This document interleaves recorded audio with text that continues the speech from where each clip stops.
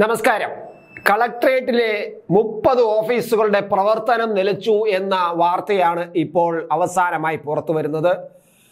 ഈ 30 ഓഫീസുകളുടെ പ്രവർത്തനം നിലച്ചതിന് കാരണം മറ്റൊന്നുമല്ല, വൈദ്യുതി ഫീസ് KSEB ഊരിക്കൊണ്ടുപോയി.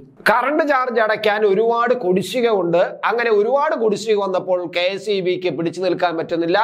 സർക്കാർ ഓഫീസാണെന്ന് വിചാരിച്ചിട്ട് എത്രമാത്രം ക്ഷമിക്കും? അതുകൊണ്ട് നിവർത്തിയില്ല. 5 മാസത്തിലധികമായി 30 സർക്കാർ ഓഫീസുകൾ, എറണാകുളത്തെ കളക്ട്രേറ്റിൽ പ്രവർത്തിക്കുന്ന 30 സർക്കാർ ഓഫീസുകൾ വൈദ്യുതി ചാർജ് അടയ്ക്കുന്നില്ല എന്നാണ് KSEB പറയുന്നത്. അതുകൊണ്ട് പലതവണ മുന്നറിയിപ്പുകൾ നൽകി, പലപ്പോഴും വേണ്ടപ്പെട്ടവർക്ക് കത്തുകൾ എഴുതി ഇങ്ങനെ കുടിശ്ശിക ഉണ്ടെന്നും അതുകൊണ്ട് ഉടനെ അടയ്ക്കണമെന്നും പലതവണ മെസ്സേജുകൾ നൽകി, പലതവണ നേരിട്ട് വന്നു പറഞ്ഞു. പക്ഷേ ഇതുവരെയും ഒന്നും നടന്നില്ല. പിന്നെ ലൈൻമാരെ വിട്ട് ഓഫീസുകളുടെ ഫീസ് ഊരുകയാണ് ഉണ്ടായത് എന്നാണ് KSEBയിൽ നിന്ന് ലഭിക്കുന്ന വിവരങ്ങൾ. എന്തായാലും നമ്മുടെ സംസ്കാര ഓഫീസുകൾ മുഴുവനും ഇങ്ങനെ ഓരോന്നോരോന്നായിട്ട് പൂട്ടാൻ പോവുകയാണ്. ഇനിയിപ്പോൾ സർക്കാർ ആശുപത്രികളും ഇതുപോലെ പൂട്ടിക്കൂടായികയില്ല, വൈദ്യുതി ചാർജ് അടയ്ക്കാത്തത് കൊണ്ട് എന്ന് വേണമെങ്കിൽ പറയാം. അതുപോലെ തന്നെ അവിടെ ഉപകരണങ്ങൾ, ഇപ്പൊ തന്നെ സർക്കാർ ആശുപത്രികളിൽ മരുന്നിന് പൈസയില്ല, മരുന്ന് വാങ്ങാൻ കാശില്ല. അപ്പോൾ ഇനി വൈദ്യുതി ചാർജ് അടയ്ക്കാനും, കാരണം സർക്കാർ ആശുപത്രിയിലാണെന്നാലും ആശുപത്രിയിലൊക്കെ ഒരുപാട് വൈദ്യുതി ചെലവ് വരും. ഒന്ന്, അവിടെ 24 മണിക്കൂർ ഈ ചൂട് കാലമായിട്ട് ആൾക്കാർ ഈ വൈദ്യുതി ഉപയോഗിക്കും. പിന്നെ അവിടുത്തെ ഓപ്പറേഷൻ തിയേറ്ററിലും മറ്റുമൊക്കെ ഒരുപാട് വൈദ്യുതി വേണം.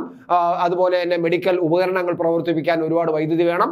അപ്പോൾ സ്വാഭാവികമായിട്ടും അവിടെയും വൈദ്യുതി ഫീസ് നമുക്ക് അടുത്ത പിന്നാലെ ഇപ്പം എറണാകുളത്തെ കളക്ട്രേറ്റിലെ 30 ഓഫീസുകൾ വൈദ്യുതി അടയ്ക്കാത്തത് കൊണ്ട് ഫീസ് ഊരി എന്ന് പറയുന്നത് പോലെ കേരളത്തിലെ പ്രധാനപ്പെട്ട ചിലപ്പോൾ മെഡിക്കൽ കോളേജുകളിൽ പോലും വൈദ്യുതിയുടെ ഫീസ് ഊരി എന്നുള്ള വാർത്ത നമ്മൾക്ക് പറയേണ്ടി വരുന്ന അവസ്ഥയിലേക്കാണ് പോകുന്നത്. എന്നാൽ എറണാകുളത്ത് ഈ 30 ഓഫീസുകളിലായിട്ട് ഏകദേശം 7,19,554 രൂപ കുടിശ്ശിക ഉണ്ട് എന്നാണ് KSEB പറയുന്നത്.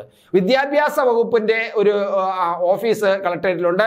അവിടെ മാത്രം 92,993 രൂപ, 92,993 രൂപ അവിടെ മാത്രം കുടിശ്ശികയുണ്ട്. മറ്റ് ഓഫീസുകളെല്ലാം ഇതിനേക്കാളുമുണ്ട്. അങ്ങനെ 7,19,000, ഏകദേശം 7,20,000 രൂപ അവിടെ കുടിശ്ശിക ഉണ്ട് എന്ന് പറയുന്നത്. ഈ സംസ്ഥാന സർക്കാരിന് ഇതിനൊന്നും യാതൊരു നാണക്കേടും തോന്നുന്നില്ലല്ലോ, ഉളുപ്പും തോന്നുന്നില്ലോ എന്ന് ആലോചിക്കുമ്പോഴാണ് നമുക്ക് കഷ്ടം എന്ന് പറയാൻ തോന്നുന്നത്.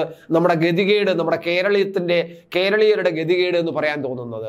ഇപ്പൊ കടം വാങ്ങിക്കാൻ അനുവാദം തരണം എന്ന് ആവശ്യപ്പെട്ടുകൊണ്ട് സുപ്രീം കോടതിയിൽ വരെ പോയിരിക്കുകയാണ് ഈ സർക്കാർ. പക്ഷേ സ്വന്തമായിട്ട് കുടിശ്ശിക വാങ്ങേണ്ടത് കൃത്യമായിട്ട് കുടിശ്ശിക വാങ്ങുകയോ വരുമാനമുണ്ടാക്കുന്ന പ്രവർത്തനങ്ങളിലേക്ക് ഏർപ്പെടുകയോ പുതിയ പുതിയ സംരംഭങ്ങൾക്ക് വേണ്ട സൗകര്യങ്ങൾ ചെയ്തു കൊടുക്കുകയോ ചെയ്യാതെ ഇവിടെയുള്ള സമരം ചെയ്ത് ഇവിടെയുള്ള കമ്പനികളെല്ലാം പൂട്ടുകയും പൊതുമേഖലാ സ്ഥാപനങ്ങൾ മുഴുവനും കൊള്ളയടിച്ച് അവിടെ നിന്നെല്ലാം പണം വാരിയെടുത്ത് സഹകരണ സ്ഥാപനങ്ങളും പൊതുമേഖലാ സ്ഥാപനങ്ങളും, നമ്മുടെ സപ്ലൈകോ പോലും ഇപ്പോൾ തകർന്നിരിക്കുകയാണ്.